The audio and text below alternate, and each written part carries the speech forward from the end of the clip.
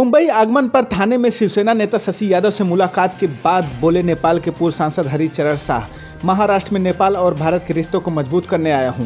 बता दूं कि वर्तमान समय में नेपाल के पूर्व सांसद व नेपाली जनता दल के अध्यक्ष इन दिनों मुंबई दौरे पर हैं और दिनांक 22 जनवरी 2021 को थाने शिवसेना उत्तर भारतीय नेता शशि यादव से उनके कार्यालय पर मुलाकात करके हमारे प्रतिनिधि के सवालों के जवाब में कहा कि हम महाराष्ट्र में भारत और नेपाल के रिश्ते को मजबूत करने आया हूँ और हमारे इस कार्य में शशि यादव का महत्वपूर्ण सहयोग मिल रहा है। पूर्व सांसद हरिचरण शाह का आभार प्रकट करते हुए थाने शिवसेना उत्तर भारतीय नेता शशि यादव ने क्या कुछ कहा, देखिए स्पेशल रिपोर्ट महेंद्र मणि पांडे के साथ। सर्वप्रथम तो मैं नेपाली जनता दल के हमारे जो हिरेन शाह जी हैं, हमारे मित्र हैं और यहाँ पर भारतवर्ष में आए हैं, हम उनका स्वागत करते हैं और हम यही कहना चाहते हैं कि उनका उद्देश्य जो भी हो, सबसे पहले तो हम ये जानते हैं कि हमारा पड़ोसी देश है और सब कुछ बदला जा सकता है, पड़ोसी नहीं बदला जा सकता।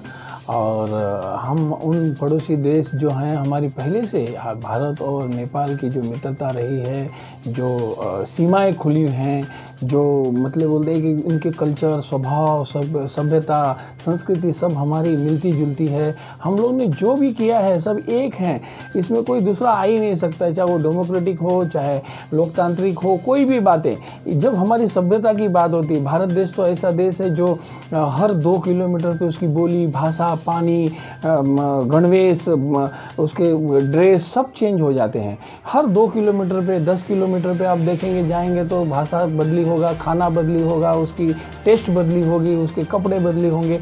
और वैसा ही मैं जब नेपाल गया हुआ था तो इतने सुंदर लोग, उनके जो मिलने की भावना।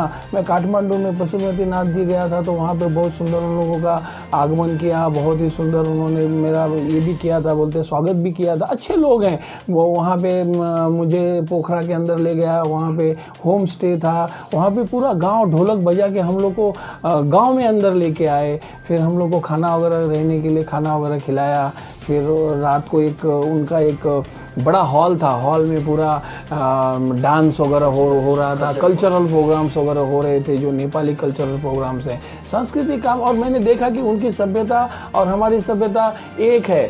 जो बोली भाषा है थोड़ा सा भले डिफरेंट हो, तो हमारे बोलते हैं ना कि बोली भाषा बदली होना ये भारत का एक अंग हो चुका है अब।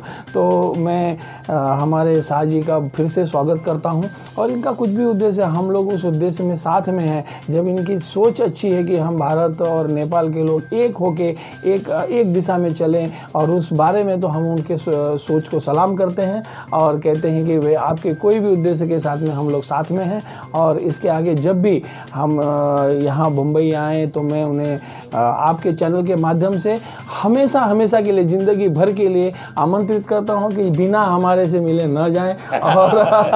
और हम जब भी इनके यहाँ जाएंगे तो इनको मिला बिना नहीं जाएंगे, ये हम वादा करते हैं। जय हिंद, जय महाराज, जय उत्तर प्रदेश, जय।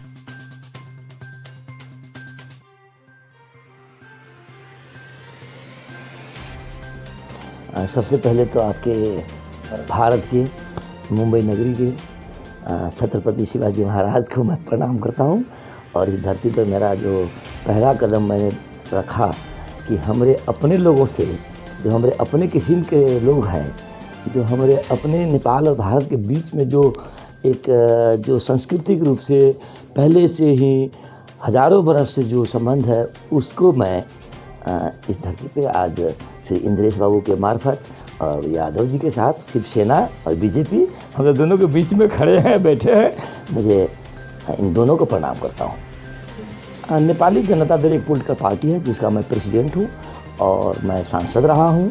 और भारत और नेपाल के बीच नज़दीक जो संबंध है, उसमें डेमोक्रेटिक प्रभाव, सोशल जस्टिस की प्रभाव और डेमोक्रेसी लाने में जो नज़दीक के पड़ोसी भारत देश का जो नेपाल पर प्रत्यक्ष या परोक्ष रूप से प्रभाव तो पड़ता रहता है ना।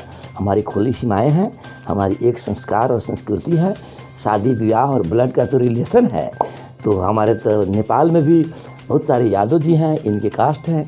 हम एक कास्ट में भी एक मानव के लोग के हिसाब से एक मानवीय सिस्टम में हम लोग बैठे हुए हैं।